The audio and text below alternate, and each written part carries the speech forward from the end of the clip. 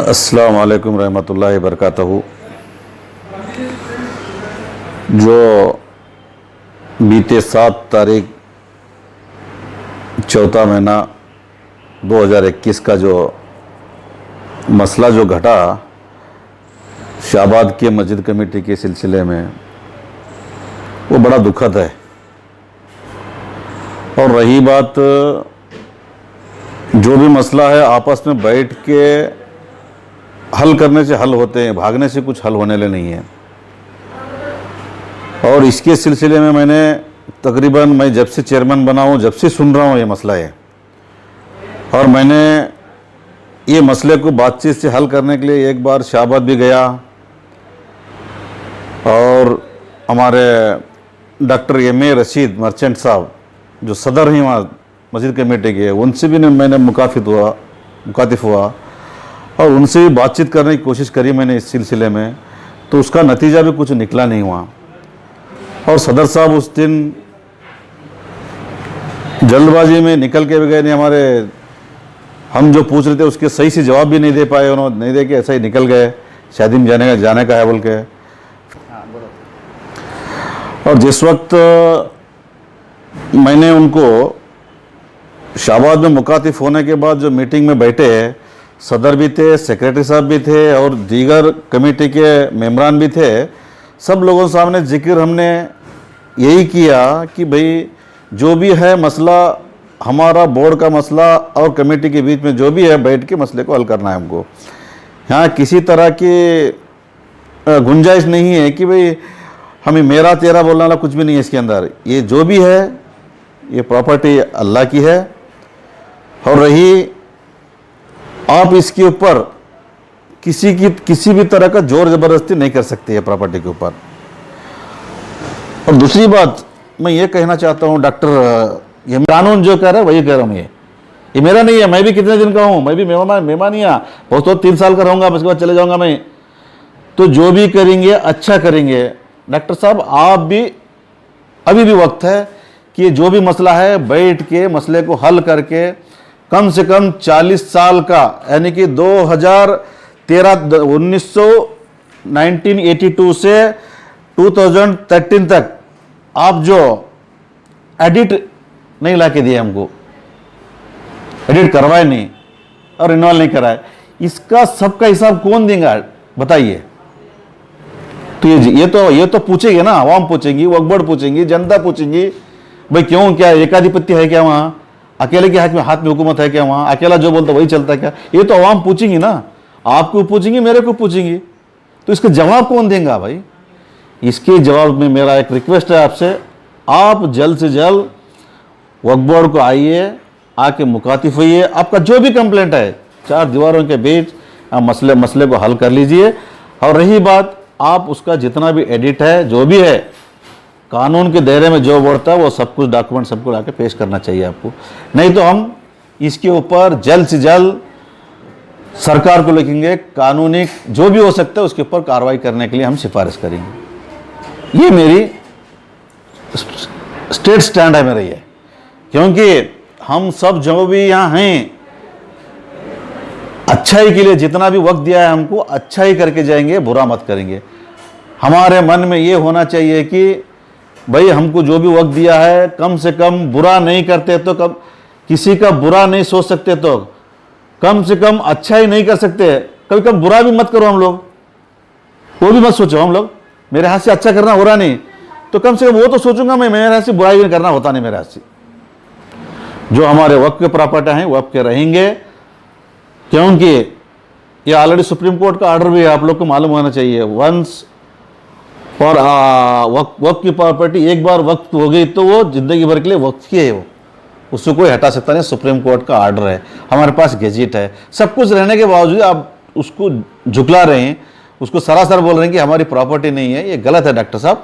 ये मेरी रिक्वेस्ट है, जितना हो सके उतना बैठ के आपस में बैठ के हल कर लीजिए, नहीं तो मैंने इसके ऊपर सख्त से सख्त कार्रवाई करने की सिफारिश करने की मैं सोच रहा हूँ। तो किसके प्रॉपर्टी कई के लिए झगड़ा है, क्या तुम्हारे घर का है, क्या हमारे घर का है, क्या वक्फ बोर्ड का है, वो वक्फ बोर्ड के ऑफिसर के घर का है, वो किसका है प्रॉपर्टी, वो अल्लाह की प्रॉपर्टी, हम सबको मिलकर बचाना है उसको।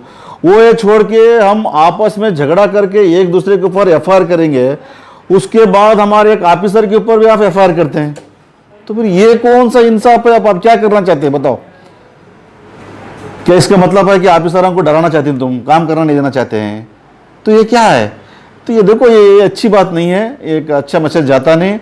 एक आप भी एक अच्छे खानदान से हैं, आप एक अच्छे डॉक्टर होंगे और एक गांव के एक अच्छे इंसान भी होंगे। आपका रुतबा जो भी है उसको कायम रखते हुए आप इस तरह हरकतें नहीं हुए, जैसा वो कमेटी पे इस तरह आज मैंने खुद में एक चेयरमैन होने के बावजूद मैं आपके पास मैं खुद आता हूं, तो आपका भी रिस्पांस उतना सही नहीं रहा वहाँ। तो ये किस दिशा में जा रहा है मेरा समझ के बाहर है। और रही बात आपके कमेटी के अंदर आप लोगों में ना इत्तेफाकियाँ ज़्यादा हैं, और रही वहाँ हमारे 5 प्रॉपर्टियाँ शाहबाद के अंदर ऐसे प्रॉपर्टियाँ हैं, वो प्रॉपर्टियाँ आज करोड़ों में हैं। तो वो किसका है? वो हक किसका है? वो बताओ, आप ही बताइए डॉक्टर साहब। ये हक सिर्फ न सिर्फ हमारे मुसलमानों का हक है, उसके ऊपर आपका है ना मेरा है। मैं भी चेयरमैन रहूँगा, कितने दिन रहूँगा? वो तो 3 साल रहूँगा, सरकार तक रहूँगा, उसके बाद निकल जाऊँगा मैं। तो हम और आप भी जब तक वहाँ की आवाम चाहती है, वहाँ की कौम चाहती है, जब तक कमेटी के सदर रहे वहाँ, आपको निकालें तो आपको जाना पड़ेगा। तो मेरा कहना यही है कि हम और आप और अवाम को लेके, कमेटी को लेके अच्छा काम करके अच्छा मिसाइल देंगे आने वाले दिनों के अंदर। हाँ भाई, डॉक्टर रशीद साहब भी वहाँ के सदर थे, अच्छा काम करके गए। ये लोग बोलना कि मैं और तुम नहीं बोलना है, वहाँ के लोग बोलना, उस तरह का हम और आपको काम करना है। ये जिस तरह से आप जिद्दी बोलते ना, ये जिद्दी में हमारा कौम का नुकसान करने का किसी की मंशा नहीं होना चाहिए, ये मेरा स्पष्ट है। और रही बात इस तरह तुम हमारे आके वक्फ बोर्ड के ऑफिसर के ऊपर जो आज एफआईआर कर रहे, वो हमारे को बड़ा दुख लगाओ। तुम्हारा आपसी मसले कुछ भी होंगे, वो तुम्हारे घरेलू मसले होंगे, मैं वो नहीं जानता। मैं जब वक्फ बोर्ड के तहत जो भी मसले आते हैं तो वो हमारा सबका फैमिली का मैटर समझते हैं। मैं आज आप हमारे वक्फ बोर्ड के ऑफिसर के ऊपर एफआईआर करें, कल आके तुम एक चेयरमैन के ऊपर एफआईआर कर सकती। अरे बिना इसके हमारे पास आके इन्होंने हमारे पास लफड़ा करके झगड़ा कर गए। तो इसीलिए हमने इसके ऊपर सख्त संगीन लेते हुए हम सरकार को ये रिपोर्ट भी भेजने की कोशिश करेंगे कि भाई जितना हो सके उतना जल्दी ये कमेटी को बर्खास्त करो, बर्खास्त करके एडमिनिस्ट्रेट लागू करो, और कानून के चौकट में जो भी होता है, जो भी गुनहगार होता है, उसको सजा दिलाने की कोशिश हम करेंगे, छोड़ेंगे नहीं हम उसको। रशीद मर्चेंट साहब को देखिए, आपको एक अल्लाह ने मौका दिया है जहां मस्जिद कमेटी का सदर बन के खिदमत करने की, वहाँ खिदमत करने के बजाय वहाँ उलझन पैदा करेंगे तो वो सही नहीं है। वो उलझन को दूर करके जो भी है कमेटी के लोगों ने एकजुट होकर अपने मसले रखकर, और रही बात, मैंने कम से कम मैं जब से भी कमेटी का वक्फ बोर्ड का चेयरमैन बना हो, जब से सुनते आ रहा हूँ ये मसला, मैंने इसीलिए खुद आना पड़ा। वहाँ आने के बावजूद भी आपने सही से सवाल के जवाब नहीं दे के मैं शादी में जाने का है, वहाँ जाने का है बोल के निकल गए।